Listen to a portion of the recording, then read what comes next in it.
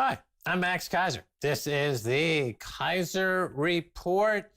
Let's discuss what happens when unstoppable force tries to move an immovable object. This sounds interesting. Stacy. You're talking about the central banks trying to fight the tides, the currents of an economic cycle, of a business cycle. So for this analogy, this metaphor here, we're going to look at what rip currents do. Max and I grew up on the East Coast of America, so I spent many a summer out on the beach in Long Island. And one thing you know is that rip currents occur and what to do with a rip current. Well, according to USA Today, on an article about deadly rip currents, they say rip currents occur in bodies of water with breaking waves. They are channels of water that flow at a faster pace than the surrounding area. Swimmers who are caught in rip currents can get sucked away at speeds of up to 8 feet per second, far too fast for many swimmers to make it safely back to shore. And what do the swimmers who don't make it back to shore do? They always they panic, and then they see themselves being pushed away from the shore, and they panic and try harder and harder to get to shore, which is the exact thing you should not do. You should just relax, go with the flow, and let it take you, and then swim away slowly. Exactly right. Panic into the problem. Panic into the problem. So this is then leading into this central bank panic, I believe.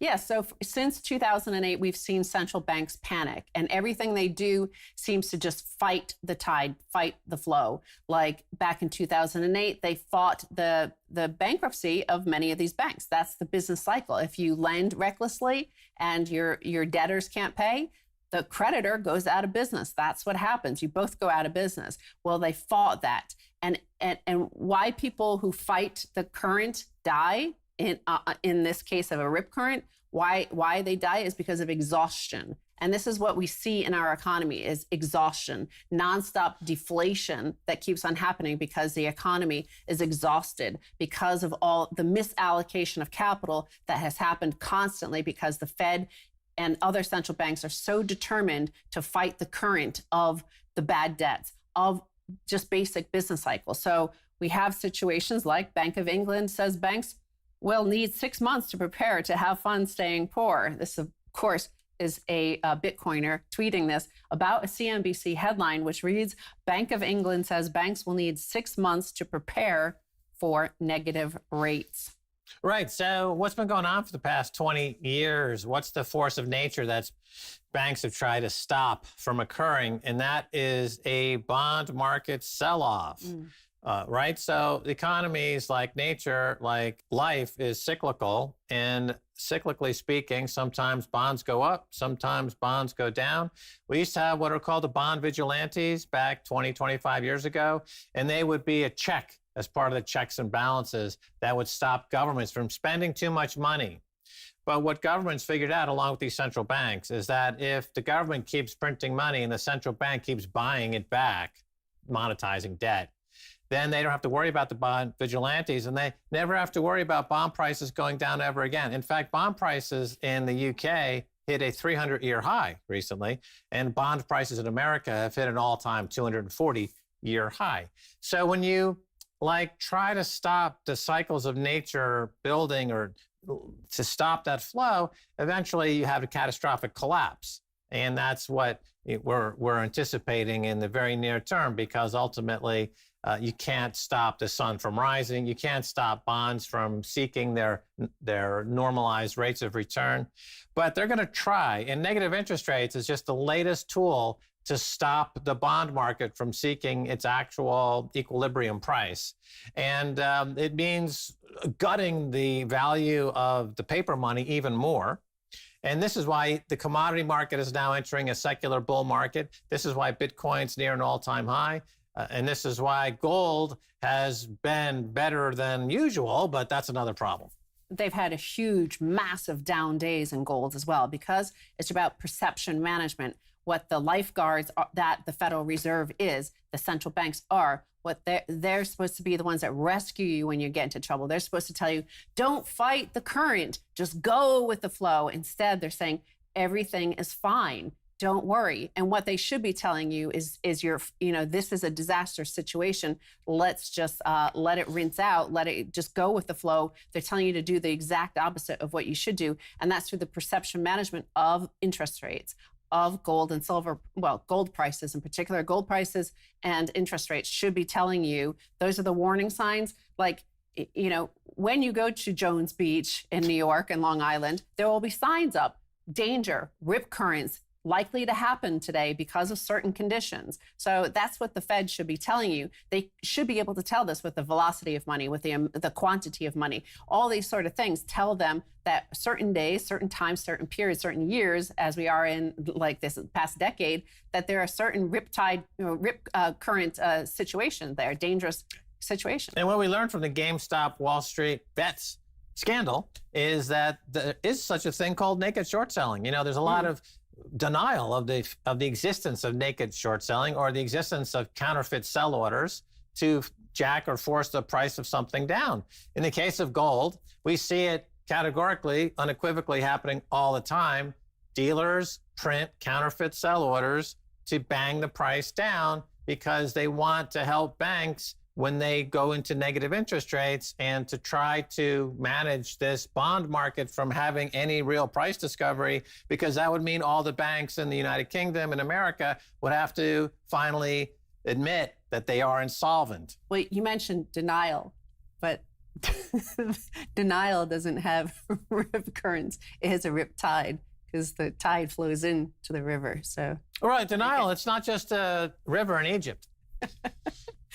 But I want to say, okay, now comparing this, what the central banks, most of the central banks are doing and what they're doing wrong and causing this exhaustion in the economy. You see that in the exhaustion of the money velocity. It's like totally exhausted, right? This is a swimmer who has fought the tide and the current for too long. What a study in 2014 by the University of New South Wales says that the rapid expelling of energy, which can be caused by panicking or swimming to the shore, often leads to drowning. Quote, energy should be conserved wherever possible, wrote Rob Brander. Again, it's that energy, and in an economy, energy is money, and the money is the energy. So you're throwing, like Spanky, right? You're throwing all this money at the economy. Everybody's seen that GIF, right? Little Rascals. The Little Rascals thing. You're throwing money, and that's your energy and the lifeblood of an economy. But you're just throwing it against the current that is the economy. In 2008, where this all started, what they were fighting was the inevitability of all these bad debts going bust, right? They didn't want that to confront that. They fought it.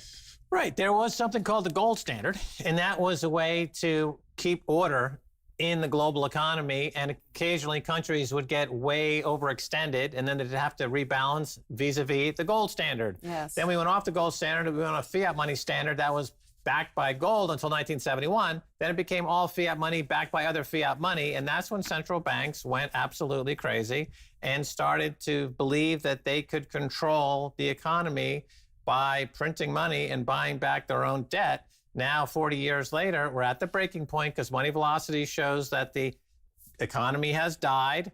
In 2008, we legalized bank fraud under Eric Holder, and that has been a huge problem. And in 2021, everything comes back to restore sanity, but that would mean utter fiat money collapse, which is not terrible if you own Bitcoin. Everybody who drowns because of a rip current, they die because of exhaustion, right? Because they're swimming, trying to get to the shore, because you're panicked and you make bad decisions when you're panicked like that. So this is what the central banks keep on doing. They panic because because in your mind, that all you're thinking is you're going to be taken way out into the middle of the sea and drown out in the middle of the sea with all these sharks and stuff like that. But all it's going to be is like, that's what they don't want to see. That's what they're not used to seeing, is any GDP decline, because this is what our debt-saturated economy can't take. So we're in this situation where they keep fighting this tide, this current, and now they've decided to just drown some of them, let some of them drown and rescue a certain class of people. Schumer, Democrats today to present plan to cancel student debt. Obviously, all these debts are going to go boom, right? They're going to disappear. They're all going to drown. All these debts are gone, right? Because they're not payable. Debts that can't be repaid won't be repaid. That's the truth. But here they've decided, there's a very small group of Americans who go to university. Most of the debts are held by 10% of all those student debt holders. It's people with advanced degrees who have advanced incomes. And they're deciding that they're going to rescue those people because perhaps they think they're the strongest swimmers in this economy and will be best to survive for this economy post-COVID or something. But here is them making just a targeted decision to rescue certain people. Obviously, it's because the federal government took on all these debts off the private bank's balance sheet back in 2008. It was all shifted to the federal government because of the whole debt crisis that they fought the current back then. Instead of letting those debts go, letting the banks suffer the losses for the bad debts they wrote. Well, here's that. Right. This is another bank bailout because the banks will say, hey, wait a minute, we rely on those student debts to make our third quarter numbers. And the government will say, how much would you like? We can write that check right now. Oh, is it $1.6 trillion? No problem, because we are beholden to you, the bankers. Thank you, Eric Holder.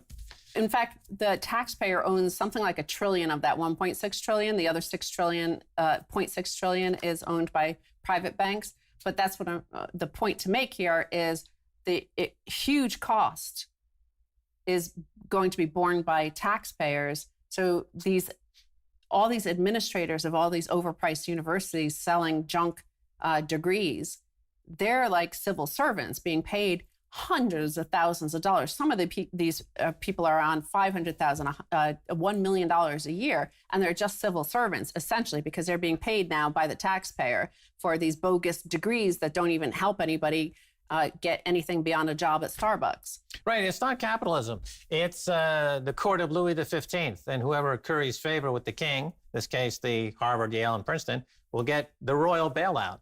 And those who are working real jobs to create real GDP and a real economy are going to be told to eat dirt. Sorry, pal, you suck. Well, this is fighting the current of bad ideas that are the misallocated capital, the misallocated energy of the economy that kept, it started out small. Alan Greenspan started back in the 80s. He was trying to worry, he was concerned trolling and don't get too excited about things. But then he felt bad for his friends and he came into the rescue with the Greenspan put. And it started with the Greenspan put. And now it's, you should have just gone with the current, right? You shouldn't. You are genuinely way out to sea in a disastrous situation because of these little changes that became bigger changes, fighting the tide of just normal, for thousands of years we know are normal business cycles, normal economic cycles. They should have just gone with it. This setup of this university system, what are they going to do? They're writing off this debt and it still survives, right? They let this bogus system survive. Remember, in the American economy, don't steal small. No petty theft. Steal big. All right, we're going to take a break. And when we come back, much more coming your way.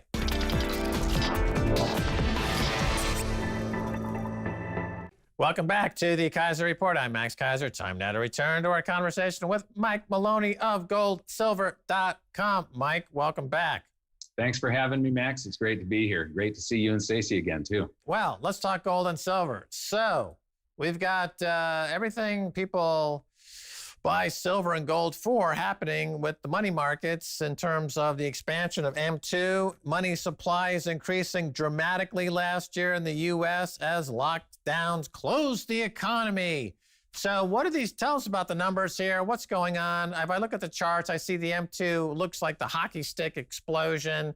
You're a monetary historian. What's going on? Well, I think we're approaching an end game here. Anybody that looks at this knows that it's crazy.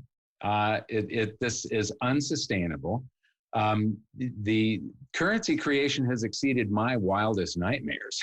I wrote about this in my book that was released in 2008, just before the crash, just before QE.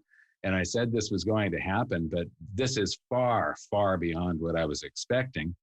And it all comes back to haunt you somehow. There's no such thing in economics where you don't have some sort of consequence to everything you do. For every action, there's an equal and opposite reaction. We just don't know in economics where that reaction is going to appear. You know, when the NASDAQ crashed, Alan Greenspan took rates down to try and boost up the stock market. And what he did accidentally was create the world's biggest real estate bubble. And we're still suffering the consequences of that. Ben Bernanke and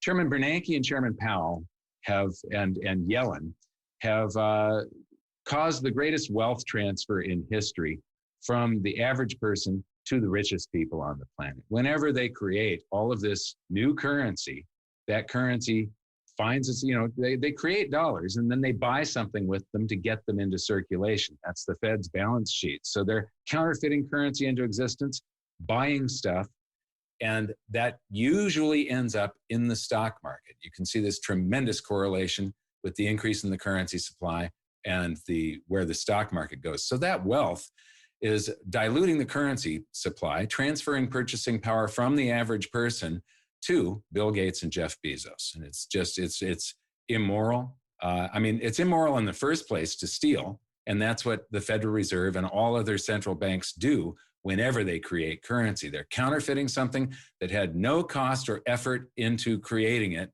into existence and buying something with it. It's immoral and really should be illegal, as it is for any private citizen. Similar thing was going on in Iceland back in 2008 or so. Banks were caught counterfeiting money. They were buying assets with it.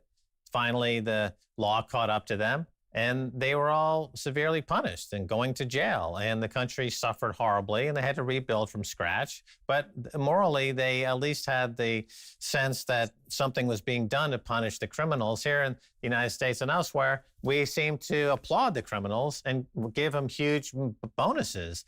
Now, let's talk about the U.S. dollar because it turns 50 in August. How does it look? Is it middle-aged or is it old age? Is it about to go out? Is it going to make it to its 51st birthday, Mike? 50 years since it became nothing but a fiat currency backed by future taxation. This is the longest-lived version of the U.S. dollar. There have been many. The monetary system, the gold standard started in around 1863, I believe it was, in Germany, and then by the year 1900, pretty much every country on earth was on it. And then what we saw was for the U.S., there was the classical gold standard that was around 30 years, and then 27 years for the gold exchange standard between the wars. And then there was the Bretton Woods system that lasted until 1971. And now we're on the US global dollar standard, which is the worst designed of all the systems. It's an accident. It was a default position when Bretton Woods fell apart simply because Bretton Woods had flooded all the world's central banks with US dollars. And this one has been developing stress cracks for many years. In 2009, I started giving presentations on the death of the global dollar standard. And it used to be that once every 2 or 3 years, there would be a nail in the coffin. Now they come on a weekly basis, sometimes on a daily basis. You're just seeing these things that are not good for the dollar that just keep on happening. I do think that, it won't be that many years now. Within the next 3 or 4 years, I have no idea. Maybe it'll take a lot longer than that, but there will come a day where the US dollar loses its predominance and we have a new global monetary standard. And they're talking about this global financial reset. Maybe that's it, because before this one lasted close to 50 years, it was every 30 to 40 years the world had a new monetary system. It's just a cycle. Any man-made system cannot last because it cannot account for all of the forces in the free market. Now, I've been following your work for years. You were the first, I think, to talk about deflation first, then inflation. And where are we in that cycle? Because it seems to me that the government's prepared to now print stimulus in the trillions of dollars. And if we thought the last few years were crazy, we're about to go hyper crazy. Is this then now the transition from the deflation to inflation that you've been talking about now for a number of years. Is this the inflection point coming now? Well, I do think that we're going to see a period where we see a contraction of the credit-based portion of the currency that the banks create, where the public gets scared. Velocity slows when the public gets scared. The number of times that a unit of currency is involved in a transaction is slowed during the year. You know, a euro or yen or pound or dollar should change hands a certain number of times. When that slows, it's the same effect as contracting the currency supply. So that should slow. And in a crisis, banks get scared and they stop rolling over all of the loans. There's a lot of rolling credit lines out there. And when they stop rolling over loans, it's basically a call, and the loan is not renewed. When the debt meets the credit meets the debt on the books, they annihilate each other, and that currency vanishes. So a debt-based currency system, the one thing that the world's central banks can't control is velocity. With a crash and a crisis, velocity should slow beyond the counterbalancing effect well, I shouldn't say counterbalancing because it actually puts things more out of balance. The effect that the world's central banks, when they react with all the massive currency creation that I believe you're right. We haven't seen anything yet. This next round, when the crisis hits, is going to be huge. And so we should have this short-term dip, and we should see a whole lot of bankruptcies and such. And then it's off to the races. I do believe it could go into a hyperinflation. The only ways to protect yourself are with cryptocurrencies and precious metals that I know of. Those are the real safe havens. So velocity down, and this is setting the central bank, the Fed and others, to consider printing and distributing directly to consumers and bypassing the banks, because they're tired of the banks hoarding all this capital. They're tired of the low velocity. They see the banks as the fly in the ointment, as really the problem. They could create a central bank digital currency is quite the buzzword this year at Davos and around the world. The Fed creates Fed coin. They guarantee your deposits. They swap it out, your dollars for Fed coin, 1 for 1, and they let the banks die. In other words, they throw the banks under the bus. This is a heterodox idea, but it's gaining some currency out there. Your thoughts? I think that's entirely possible because, the banks and Wall Street, these are all cannibalistic. I mean, they're sharks and they're cannibals. They'll eat their young, they'll eat their competitors. It doesn't matter. And you have to remember that the largest banks in the world own the stock in the Federal Reserve, which is not part of the government. I mean, it's government sanctioned, but it's not part of the government. It's a corporation that issued stock, and the largest banks in the world own that. So if they do put the banks out of business, they haven't really put the banks that own the Federal Reserve out of business. They've just created a monopoly at that point. And yes, they do want to control velocity. This is the fly in the ointment for them. And getting currency into the hands of people that are poor, free currency, which is theft, by the way, into the hands of the poor. They are the first ones to spend it, and spend it on things like groceries and stuff that's at the retail level. So at that point, you got to watch out for inflation. So that will be one of their answers, is to get currency into the hands of the poor and the middle class, so that it gets spent right away into the retail system, because they are deathly afraid of deflation. If deflation occurs, then there's less taxes coming in to pay the principal and interest on all of the treasury bonds that were purchased by the Fed to create the currency. It's a silly system. The whole thing is nuts. Well, we extensively covered the crisis in 2008, and we both predicted that the solution at that time was by bailing out the creditors instead of the debtors and just expanding their credit lines so they could do the exact same thing, but 10 times, 20 times more over, would create another crisis within 10 or 12 years. And here we are, 2021. What we're seeing here is a repeat, essentially, of the 2008 crisis, but much bigger. You just laid out the connection that they have. This was created The crisis that we're going into was created back in 2008 by the central bank's reactions with interest rates and currency creation.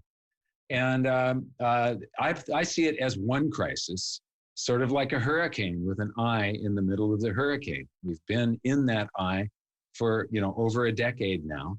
It's amazing how long it's lasted. But when you consider, this is all an illusion. It's all smoke and mirrors based off of currency creation. It isn't the real economy growing. It's the financial economy growing at the expense of everybody else, and the Federal Reserve and the rest of the world's central banks enabling it. All right, Mike Maloney of goldsilver.com. Thanks for being on Keiser Report. Thank you, Max.